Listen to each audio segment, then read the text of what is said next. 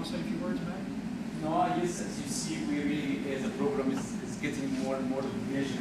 I want to emphasize what Jim said. We have a senior project now, and this would be a good chance for team members to continue working with the game, right? And have a product here, which I don't think it will be a finished product, but it's close to finished product. So my advice is to start working with this summer before it goes down more hard. But for the program itself, I guess we were one of the first programs, computer science department, to have a video game in probably the South, Louisiana, where we're ahead of many people and would like to stay ahead. This will require several steps to the program, and as you see, Ashok added a course for algorithms for video game, and we are looking forward to add more courses which will help at the end. As Jim said, being in the video game is a prototype of all courses that are taught in computer science. To be able to produce a video game, you have to be good in AR, you have to be good in graphics, in database, in networking, imagination, and also we do more and more cooperation with the artists and musicians. That's very important. And I wish that you have been present there. The artists and musicians. Stand up, artists and musicians. Yeah.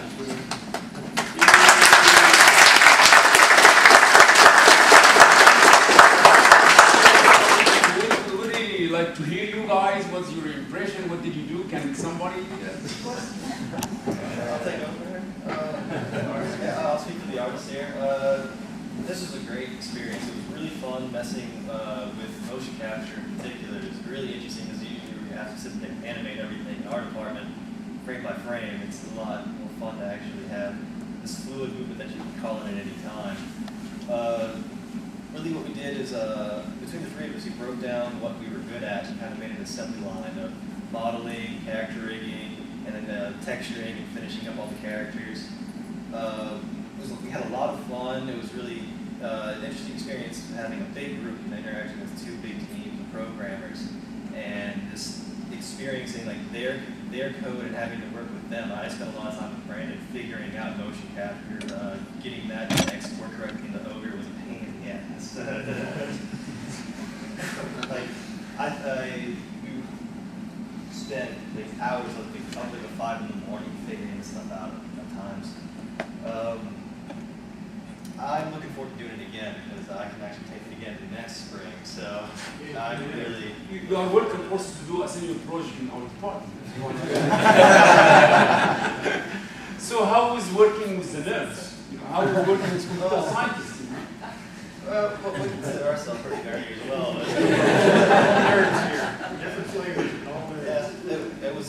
Can you please introduce yourself? Everybody's a name. And Adam False. I was in charge of mostly character rigging and animations. Tyler Broussard. I did the GUI for the Steamboat team. can you speak loud? I did the GUI for the Steamboat team, and I did the textures for their characters. I did a couple of the textures for the bugs as well for the other team. I'm Jordan Alfonso. I was in charge of pretty much modeling the characters for Steamboat, and also modeled and textured the praying mantis for the. Thank you. Now let's hear from the musicians. I'm Alex. I co-Alex Portis, co-writer of the music for the games. I'm Jordan Baker, the primary musician. not to diminish the context, and we designed the music for both games. Basically, they came to us saying, we want something that's action-based, or we want something that's intense, or something like that. Or sometimes it's like, we want something kind of quiet and serene. So that's basically what we cater to music to. We use music programs such as GarageBand, Reason, and Digital Performer. We also did some heavy cutting of voices / sound effects. Alex put a couple of hours in. Sam and I also put in a couple of hours of just going in Audacity and cutting the voices, the tally hos, and everything like that. but you develop music for the two games. For both games. And did you really have to understand the game to develop the music because you have two different directions, two different? We had to have somewhat of idea of the game, and that's the great thing about music. If you have a vague idea, even though you're still kind of guessing, you can kind of fit the music to what the game should be like, or what have you. Because we actually hadn't really seen the games. We saw like a little bit of the apartment. But for instance, for the second game, you know it's about spiders, right? Mm-hmm. Would it make a difference if this spider is a crawfish? Would the music be different?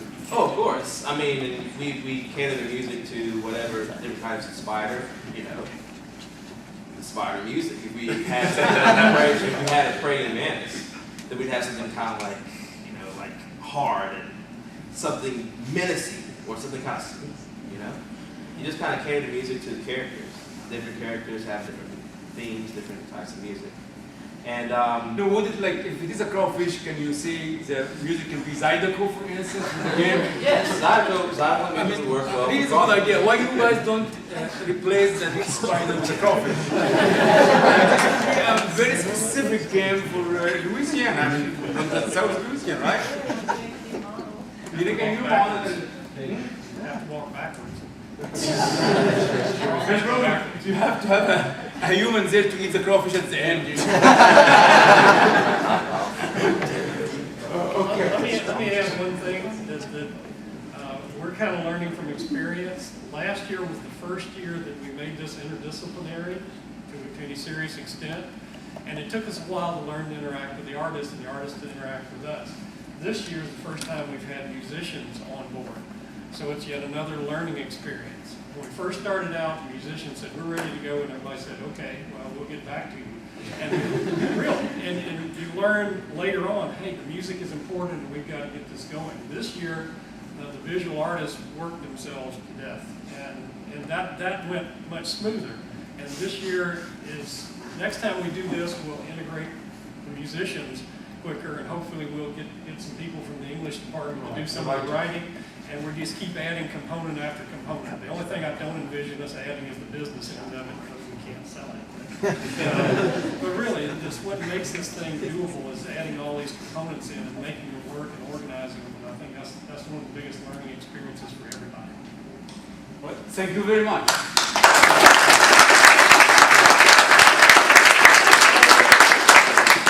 This happened so quick, I asked him to speak. This is Maggie by Univ. If you don't know who he is the chairman of the Computer Science Department and the director of the Center for Advanced Computer Studies. So he's the one that helps us get financing and support for all this, and we're grateful. What else? Did I forget anything? Anybody think of anything I forgot? Okay, if you have questions, we can mill around. This part gets really informal. Please find somebody that says something that you think is interesting and say, tell me more about that. Or you can wander aimlessly away if you want.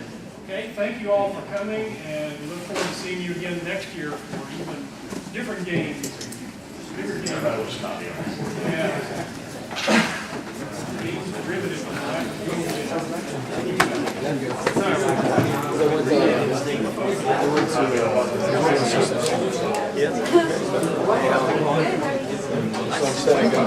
Here's a jar called